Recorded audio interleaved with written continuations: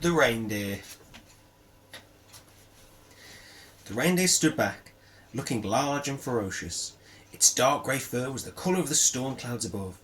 It moved its giant's head from left to right, and then up, and then let out a strange grunting roar as a roll of thunder crashed in the sky.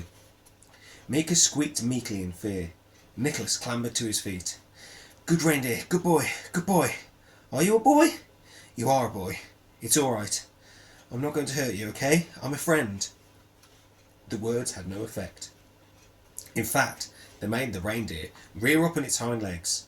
The animal towered above Nicholas, and its front hooves came within an inch of his face, pawing the air in anger.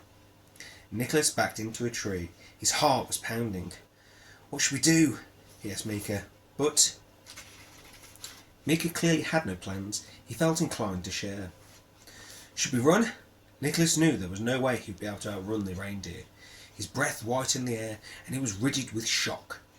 The reindeer was a big, heavy mass of muscle and fur and clouded nostril breath.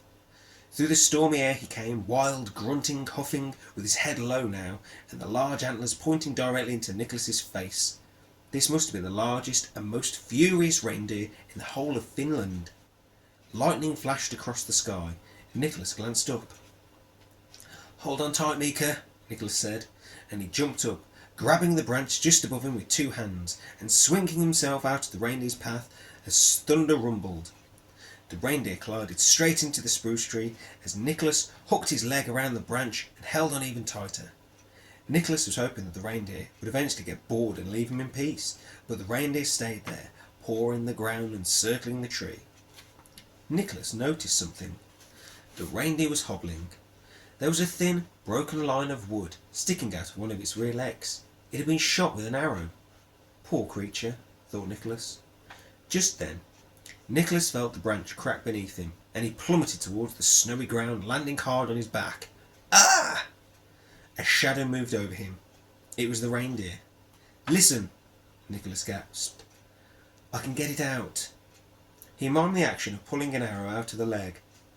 Reindeer, as a rule, aren't very good at understanding mime, and so the reindeer swung his head round, his antlers crashing into Nicholas's ribs. This also caused Meeker to fly out of his pocket, somersaulting through the air, only to collide with a tree. Nicholas clambered to his feet, fighting off the pain. "You're hurt. I can help you." The reindeer paused. It made a grunty snuffling sound. Nicholas took a deep breath, summoned up all the courage he possessed, and edged forward. He gingerly touched the reindeer's leg, just above the arrow. He stopped.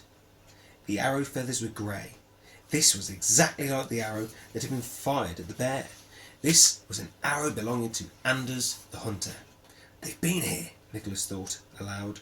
He pulled the arrow out fast and scooped up some snow in his hands, remembering how his dad had once helped the moose. He patted snow around the wound where the arrow was piercing the skin. "This will hurt, okay? But afterwards you'll feel better."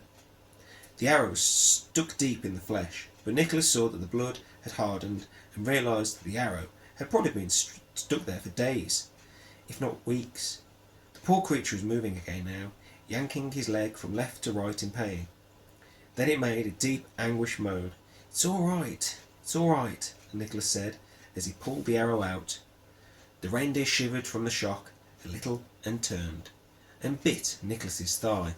"Hey, I'm trying to help you." And then the reindeer bowed his head and stood still for a moment and went to the toilet. "Here," said Nicholas, summoning up the last bit of courage he had. He scooped up some more snow and patted it on the wound. After a couple of minutes, the reindeer stopped shaking and seemed calmer. The clouds of air coming out of its nostrils grew smaller, and it started grazing in the snow, looking for tufts of grass. Sensing that the reindeer would finally leave him alone, Nicholas stood up on his aching, blistered, freezing feet and brushed himself down. Meeker ran over, and Nicholas put him into his coat pocket. They both looked up and saw the largest, brightest light in the night sky, the North Star. Nicholas checked around him and saw a large lake to the east and ice plains to the west. He looked down at the map. They needed to walk directly north, in the straightest line possible. He started walking in that direction, crunching through the thickening snow, but after a little while he heard footsteps. the reindeer. Only this time, it wasn't trying to charge him. It just tilted its head, like a dog might. "I don't like that scary moose with trees growing out of his head," grumbled Meeker. Nicholas carried on walking, and every time we stopped to look back, the reindeer stopped too. "Shoo," said Nicholas. "You don't want to come with us, trust me. I still have a long way to go, and we're not much company." But the reindeer kept following him. Eventually, after several miles, Nicholas grew tired again. His legs felt heavy.